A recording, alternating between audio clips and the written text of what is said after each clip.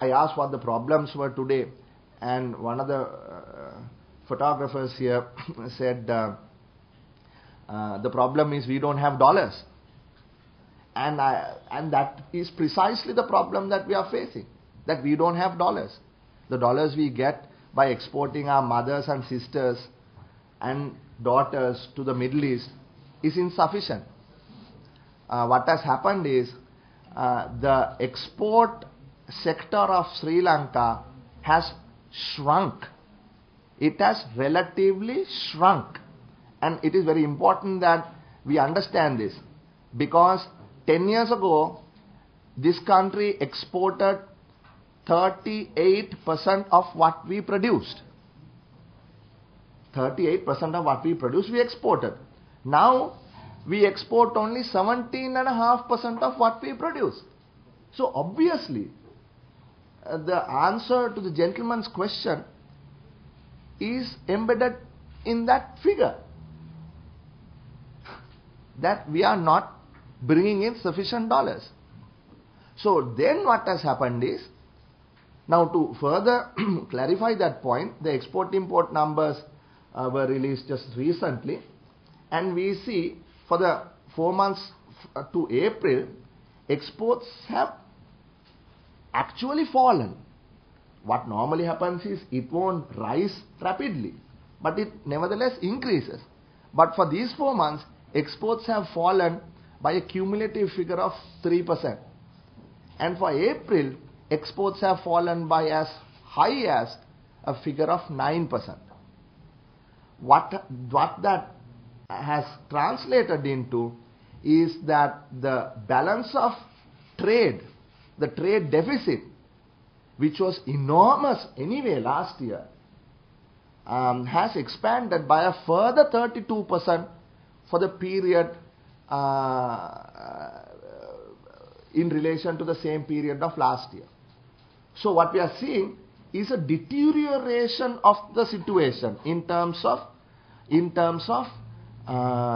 dollars flowing into Sri Lanka. We were told that there is going to be large foreign direct inflows. We all know those large foreign direct investors have not shown up. Some people seem to have dollars lying around in their homes, declared or otherwise.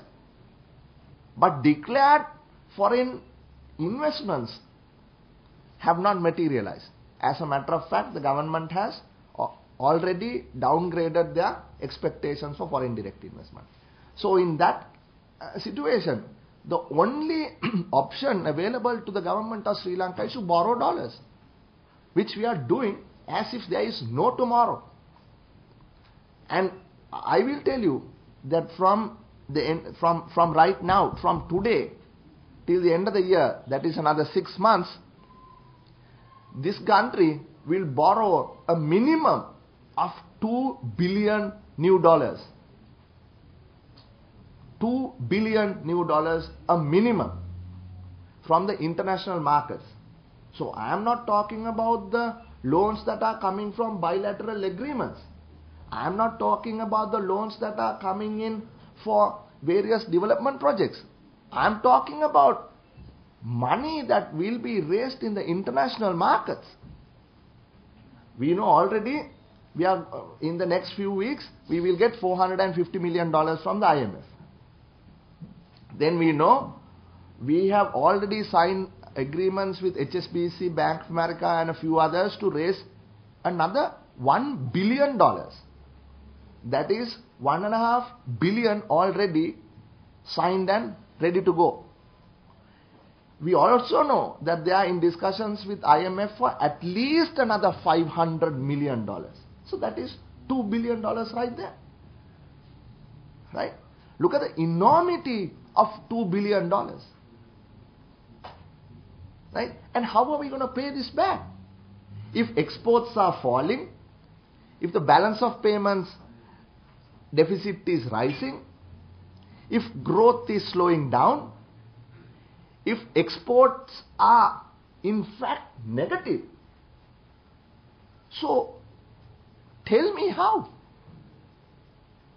So, what I wanted to explain was that the new generation of young Sri Lankan men and women born in the 80s, right, perhaps even the late 70s, don't know the difficulties their parents went through during the period before 1977. They can't even imagine the situation that existed in the country. Right? People born in the late 80s, in the 90s, like my children, don't know. I don't know how much they have asked their parents what it was. So what I'm trying to say is, when people now say development is coming because there's a road being built, and I think that's a pretty decent road. I have no problems with that road. I use that road. That's a good road.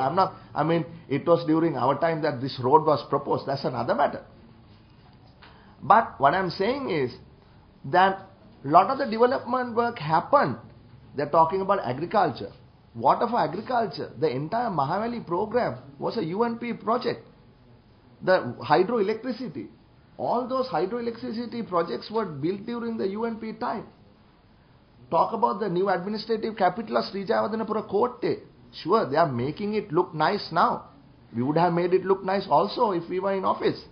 But all that happened during the UNP time. So what I'm trying to say is that don't forget that during our time there was large scale development taking place. So therefore, in conclusion, what I wanted to say was that the problem of, hey, we don't have dollars, is the result of the wrong economic policies of the present regime. Right? So, like Al Gore once said, I recall, before the presidential elections, he said, everything that ought to be up is down, everything that ought to be down is up. So if you look at the macroeconomic variables of this country, that is what is taking place.